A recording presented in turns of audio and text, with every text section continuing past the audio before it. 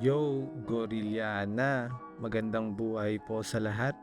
Welcome sa bagong episode ng Organic Gorilla. Pag-uusapan natin ngayon ang dalawang pasilidad na kailangan mo sa small scale farm o garden mo.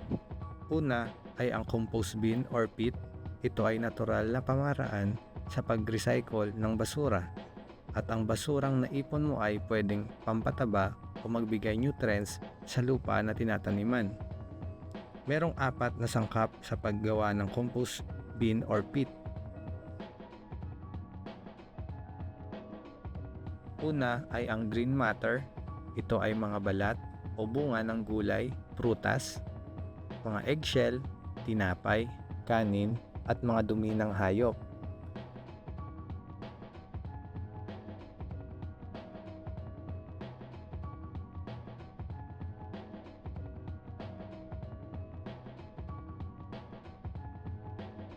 Dalawa ay ang brown matter. Sa nakikita nyo, ang laman ng compost bin namin ay puro damo at parte ng mga halaman. Ito ay isang example ng brown matter. Pangatlo ay ang tubig. Mahalaga ang tubig sa pagbibigay moist dahil dito napapabilis ang pagbulok ng mga organic material.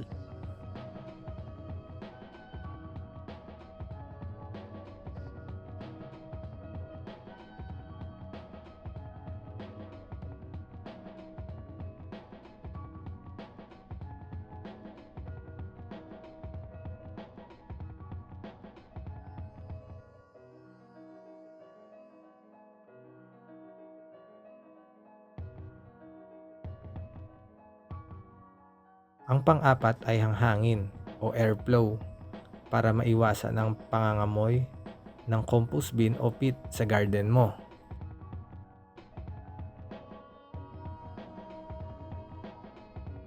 At ang pangalawang pasilidad ay greenhouse. Ang greenhouse na nakikita nyo ay merong sukat na 8 feet by 8 feet at taas na 6 feet by 5 feet.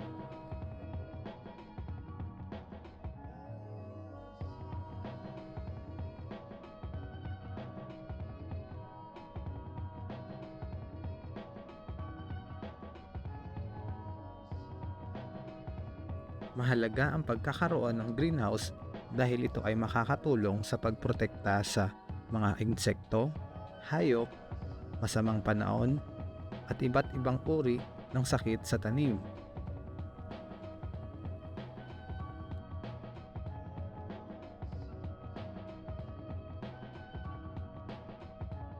At mabisa din ito sa pagpupunla ng mga gusto mong tanim kahit na hindi pa ito season.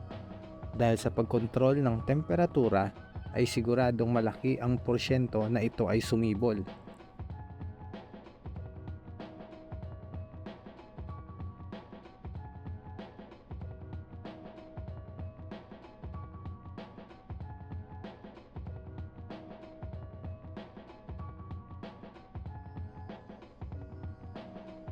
At sa pagkakaroon ng greenhouse, masisigurado na sariwa at malusog ang mga bunga o ani ng mga tanim.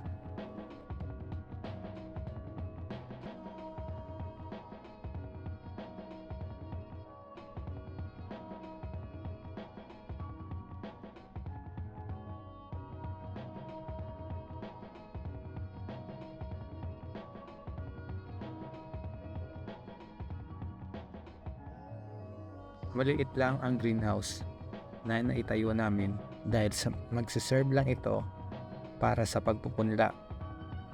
Dahil napakarami ng snail at slug dito sa amin. At isama mo na rin yung mga ibon katulad ng tikting na kaya makasira sa mga bagong sibol na tanim.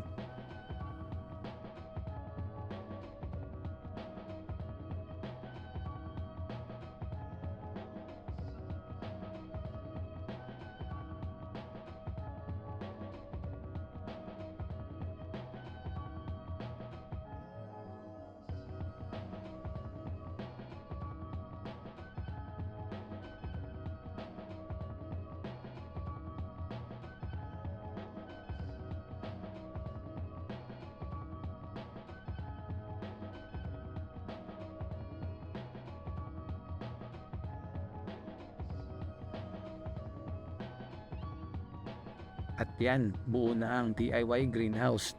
Dito, ipapakita namin ang mga teknik sa pagpupunla kahit wala kang seed tray. At buo na ang dalawang pasilidad na kinakailangan ng small scale garden natin. At sa next episode, gagawa na tayo ng mga potting media katulad ng carbonized rice hull, coco peat. Gagawa tayo niyan kahit wala tayong grinder, DIY lang. At saka vermicompost o vermicast. Kaya kita-kits sa next episode. Peace, love, and harmony.